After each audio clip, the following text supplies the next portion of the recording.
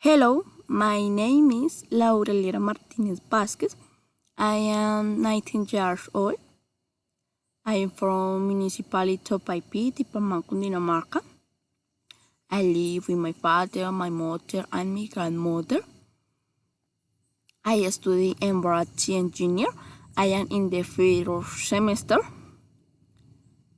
I like to walk, to sing, to listen music, to read.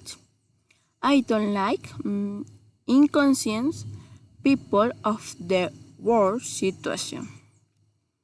I speak my travel 2 years ago. I was in Cartagena.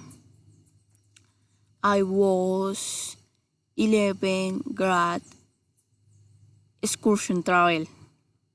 The climate was on time, sunny. Else visited tourist place, for example, Island Rosario, White Beach, Castillo San Felipe, and White City is very beautiful.